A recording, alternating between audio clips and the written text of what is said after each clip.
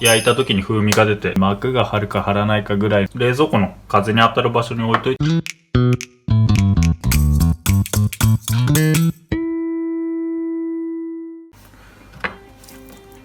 はい、今日はこれね、アジを使って干物の作り方紹介しようと思います。干物はね、自家製で作れるんですけど、普通に売ってるじゃないですか。結構ね、売ってる干物っていうのはね、成分表示見ればわかるんですけど、添加物が多く入ってるんですよね。保存料だとか着色料だとか、酸化防止剤とかね、食べても平気って言われてるんですけど、そういうの気になる人は、自分で作った方がいいんじゃないかなということで、比較的簡単にできるんで、干物の作り方紹介しようと思います。こうやってね、背中からでもお腹からでもどっちでもいいんですけど、頭ごと開いて、内臓とエラ外して掃除して塩して乾かしてって感じで作っていきますね。干物を自分で作るメリットとしては、塩分、結構ね、干物って保存食なんで塩が強いんですよ。塩分濃度が高めに漬け込んであって、あと悪くならないようにね、しっかり干してある分水っぽさがないというか、硬く感じる方が多いと思うんですよね。そういうのもね、調節できるんで、自分で作った方がいいんじゃないかなというところですね。干物っていうのは、頭とね、中骨とか骨がついてる場合が多いんですけど、結構焼き魚の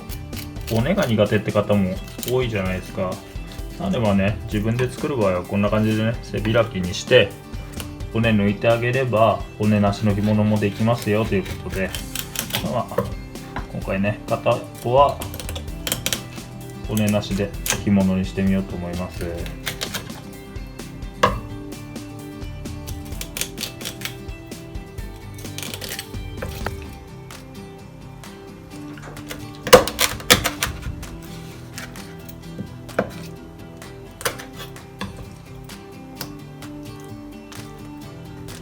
骨なしで作る場合はこんな風にね、背中から開いてあげて、最後ね、ここの骨を抜いてあげると。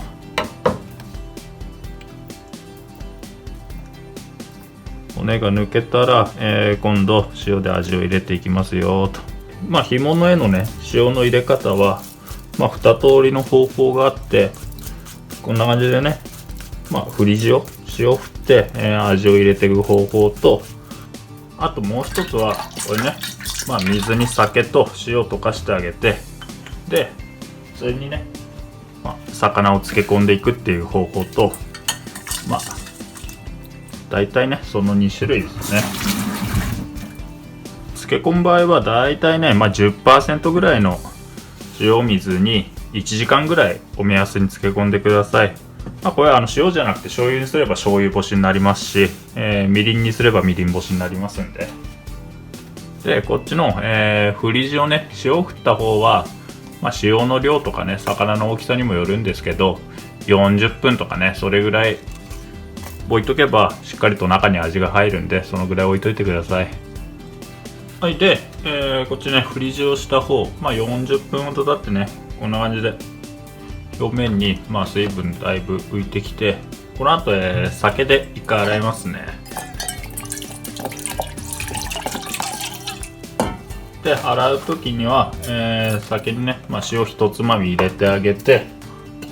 あとお好みでね、これ醤油ちょっと入れてあげると、焼いた時に風味が出て自分なんか美味しいかなって思いますね。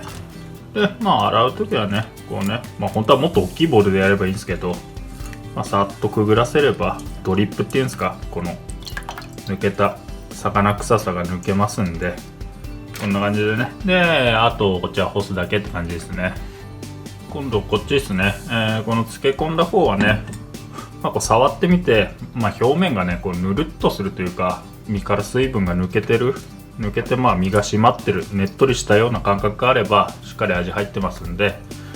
そうしたら揚げて、でここから干していきますと。干物の干し方なんですけど、俺はね普通に冷蔵庫の風に当たる場所に置いといてもいいですし、吊るして干す干し方もありますし、夜に干して朝まで、干し方はね陰干しにしたり、天日干しにしたり何種類かあるんで、詳しくは概要欄に貼っときますんで、そっち確認してくださいと。今回はこれ一夜干しね、外で、一晩ね置いて干していこうと思います。一晩経ちましたと。分かりますかね、これ表面に膜が張るか張らないかぐらいのギリギリなぐらいなんですけど、家で食べるならこれぐらいが美味しいんじゃないかなと思いますね。2、3日とかね、あと冷凍保存とかする場合はもうちょっと押して、このね表面にねしっかり膜が張るぐらい押してあげた方が保存性高いんで、もうちょっとね朝日に当てて干してあげてくださいって感じですね。家庭用のグリルでもね、裏表ひっくり返して焼いてあげれば焼けますんで、焼いてくださいと。焼き魚焼けたら、あとはもう器に盛ってって感じですね。